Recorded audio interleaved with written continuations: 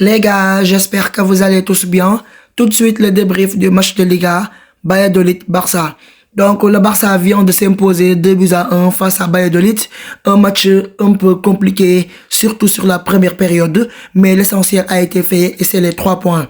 Donc, directement, damay ñëw rek ci 11 de départ bi nga xam ne Flick moom la utilisé woon. Tey jii Flick dafa faire tourner. Cette fois-ci nag, on avait Ter Stegen dans les cages, Christensen, Araujo dans la charnière centrale, Hector Ford et Gérard Martin nous occupons les deux côtés. En pivot, on avait Pedri et Gavi. Devant, on avait Ansu Fati sur l'aile gauche, Fermin en 10 et Dani Rodriguez en ailier droit. Dani Rodriguez, c'est un joueur de la Masia qui équipe B les jouer. Mais puisque Lamine Yamal, il était en repos, raison pour laquelle Flick daal di koy woo ci équipe A bi pour mu nekk titulaire tey remplacer Lamine Yamal. Devant, on avait Pau Victor. Donc, c'était la rotation de trop pour reposer nos titulaires. Donc, les gars, damay ñëw directement ce match break parce que gis ngeen adversaire bi ñu taseel muy Valladolid, ils sont les derniers du classement. Ñoo jël ndaare ci championnat bi. Et c'est l'une des pires équipes. Yi nga xamante ne si li ñu encaissé ci ay buts kenn xamul lu mu toll. D'ailleurs, sur 14 matchs, ils ont eu 13 défaites et un nul. Donc, équipe la boo xamante ne si ñoom mënuñoo yëngal. Mais dama seetlu Barça à chaque fois que Flick daal di def rotation rek man remplaçant yi bu nekk titulaire duñ def match bu baax ma loolu laa mën a comprendre. Il faut que les titulaires nekk fi daal pour Barça mën a gagner. Loolu noonu c'est problématique parce que normalement genre équipe mel ne Valladolid sans leur manquer de respect même nos remplaçants ils doivent faire le taf. Mais xoolal match bi tey débuté gul sax même pas 5 minutes de jeu Valladolid daal di mener 1-0 te bii bi mu dugal wax dëgg yàlla c'était pas normal du tout. Barça fan yi à chaque entame du match fu ñu jaar encaissé donc dañuy obligé de pousser pour essayer de revenir au score et essayer de gagner loolu mën nga ko def contre Valladolid mën na réussir mais contre Inter genre équipe mag yooyu ci Ligue des Champions du à chaque fois lay marché de donc ci bi match bi Ter Stegen ci premier but bi j'ai pas dit que moom il a été fautif mais en tant que grand gardien normalement ba mu gisee bal bi ñëw au moins mënoo def sax benn effort xam naa ne bal bi neexut a génne certes mais au moins su defoon benn effort daal di sauter ñu xam ne Ter Stegen kat il a eu l'envie de sortir la balle même si que mënu koo toucher mais ça se comprend parce que il revient de blessure. Ter Stegen wax dëgg yàlla il a fait un bon match à part bii bi nga xamante ni si encaissé na ko suñu waxee dëgg rek amoon na beneen action boo xam ne joueur Valladolid bi naroon naa dugal mais Ter Stegen il a été là pour arrêter la balle même en deuxième mi-temps Ter Stegen sauvé na Barça ci benn frappe boo xam ne attaquant Valladolid bi def na ko donc Ter Stegen si matcham il a été bon il a fait son match comme il le faut malgré que man je préfère toujours Chesney. Donc les gars su ma ñëwee si Ansu Fati les gars il se moque de nous. Ansu fee nekk di casse di mer di péter un câble naan la moo tax Flick waaw joxuma temps de jeu pourquoi les autres ñi ngi joué man joué wu ma yow fexe nga léegi ba Flick jox la temps de jeu est-ce que tax na nga wane sa bopp. yow tey jii da la mettre titulaire contre la pire équipe de la Liga muy Valladolid mënoo sax sortir une belle performance ku mënta def match baax contre équipe bu ndaw bii naka la mën a mettre titulaire contre les grosses équipes ku ci mel ni Inter non Flick deful quand même.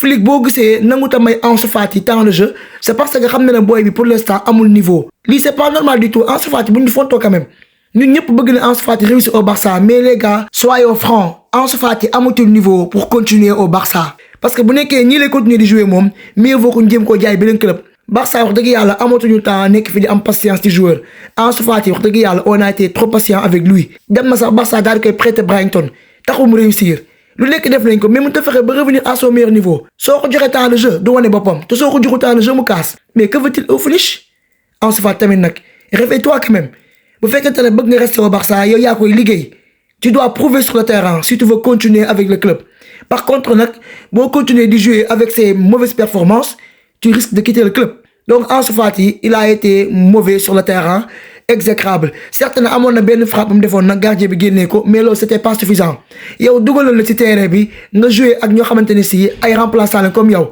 mais attaque bi yaa nekkoon leader premier mi-temps bi ñoom la mu yema nekkuñu fi yow yaa nekkoon le leader de l'attaque yaa waroon a def effort malheureusement tu n'as pas été au rendez-vous Fermin sax moo la tane donc les gars su ma ñëwee si Dani Rodriguez malheureusement nag c'est un joueur du Barça B lu mu joué te dañ koy comprendre parce que c'est la première fois mu jouer avec l'équipe A en tant que titulaire malheureusement nag dafa sortir sur blessure ci mbagg bi lañ ko gaañ ba mujjee génn c'est pas grave ñu koy souhaiter un prompt rétablissement mais moom au moins dans ce match-là il a montré l'envie il a été motivé il voulait faire la différence mais malheureusement ça n'a pas abouti. Donc Flick boo gisee tey ci deuxième mi-temps bi mu gaaw def ay changements dugal Lamine Yamal dugal Frenkie dugal Rafinha c'était prévisible parce que gis ngeen ne nar woon na sax dugal 3 yi ma fi lim dañ bëggoon noppal ci match bi parce que contre Inter la ñuy préparé mais gis nga la tournure du match c'était normal que titulaire yi dugg pour mën a changer la donne parce que lu ñu liggéey ci début saison bi yëpp duñ ñëw ba contre Bayern ñu bëgg ko yàq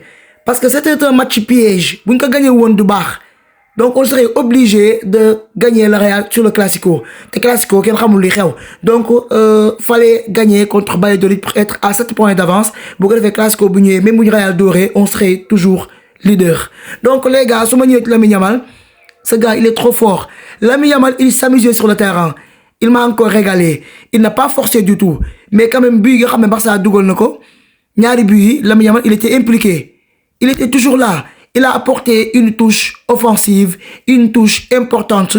Il a changé la donne avec Rafinha les gars. Rafinha également, li moo tax ñu koy sorti yeen match yi. Match bu dee ba compliqué rek, on a besoin de Rafinha tueur pour nous marquer des buts et sauver l'équipe. Wax dëgg yàlla Rafinha, regardez-moi le but qu'il a marqué, le but d'égalisation. Il a été là dans la surface de réparation parce que Lamine Yamal il a fait un centre sur Araujo. Araujo c'était comme si il était désintéressé sur la balle. Balle bi nag ci la ko gardien bi boxé mu ñëw ci tànk Rafinha et ce dernier a été efficace devant les buts mu frappé balle bi dugg. Donc Rafinha il a permis au Barça de revenir à 1-1. Pareeguñu quelques minutes après parce que en 6 minutes le Barça plié match bi à 2-1. En 6 minutes le gars Gérard Martin les gars il a fait une belle passe décisive à Fermín López. Fermín López a dugal. Donc Gérard Martin il a été l'homme du match et là c'était un peu étonnant parce que xalaatuma woon ne Gérard Martin dina nekk homme du match ndax premier mi-temps bi c'était compliqué il a été mauvais. Deuxième mi-temps daal la doon góorgóorlu au moins di apporter offensivement doon essayer balle sur pied di dribbler parce que xam ne le joueur Valladolid yi yomb nañoo dribbler. Donc Gérard Martin certes il a ses limites mais tey en seconde période il a fait beaucoup d'efforts avec sa belle passe décisive sur Fermín. Voilà le Fermín López de la saison dernière. C'est lui qui est toujours efficace devant les buts. Fermín, comme la saison dernière, balle que ça soit dans la surface de réparation ou en dehors de la surface, à chaque fois qu'il frappe la balle, c'est but. Donc, dernièrement, c'était un peu compliqué. Hier, le match qu'il a joué, il ratait beaucoup d'occasions. Il n'était pas en confiance. Mais le Fermín de ce soir, franchement, ça me rappelle le Fermín de la saison dernière. Il n'a pas hésité du tout à une seule seconde. Gérard Martin 9 ko passe, mu frappé, balle bi dugg. Donc l'essentiel a été fait et c'était les 2-1. Donc au Barça, après 2 buts, gis ngeen ne joué tuñu. Dañoo lâché complètement. Heureusement que nag ba Bayern égalisé wul parce que à un moment donné, joueurs yi ñoo commencé bàyyeeku. Ndax énergie bi nga xamante ne si war nañ ko dépenser contre Inter, loolu la ñuy xalaat moo tax nangootuñoo sonn ndax xam ne match bi c'était déjà gagné. Donc dans les dernières minutes, Valladolid doon na essayer def ay contre-attaque pour mën a égaliser. Heureusement qu'on a compté sur un Frenkie de Jong sur le milieu parce que Frenkie boo gisee Flick daal di koy dugal c'était juste pour apporter une solidité sur le milieu. Essayer de couper les actions des joueurs de Valladolid pour les empêcher de faire des contre-attaques. À un moment donné, il a réussi. Mais à un moment boo xamante ne si tamit Valladolid doon accélérer. Heureusement que Araujo il était là pour sortir la balle au corner. Donc Araujo ci genre action lañ ko gën a soxla tout le temps. Quand l'adversaire essaie de lui prendre des vitesses, Araujo accélère pour essayer de l'empêcher ou bien d'essayer de dégager la balle, que ça soit en corner ou bien en touche. Voilà dans les duels aériens qu'il est toujours là pour répondre présent. Donc les gars, l'équipe a réussi à remporter les 3 points. C'était prévisible quand même. À un moment donné, on avait tous peur. Mais man, bi ma gisee Lamine Yamal, Rafinha ak Frenkie, sama xel dafa dal. Je me disais que voilà, le Barça va gagner ce match. Donc on l'a fait parce que match bi buñ ko perdre du baax on serait obligé de battre le Real au Classico te à tout moment Classico moom kii mën ko pronostiquer donc on est à 7 points d'avance sur le Real Madrid entre-temps leur match de demain inchallah contre Celta de Vigo. Donc espérons on faut pas du Real Madrid mais on verra ce qui va se passer avec Celta de Vigo. En tout cas Celta moom nekkul équipe bu neex a dóor équipe bu chiante la équipe bu fatigante la. Donc les gars maa ngi xaar seen avis dans les commentaires ngeen wax ma qui sont vos top joueurs et vos flops. ngeen wax ma également naka ngeen gisee les performances de nos joueurs sur le terrain. C'était tout pour ce débrief. Restez connectés sur ma chaîne. Prenez tout soin de vous et à très vite.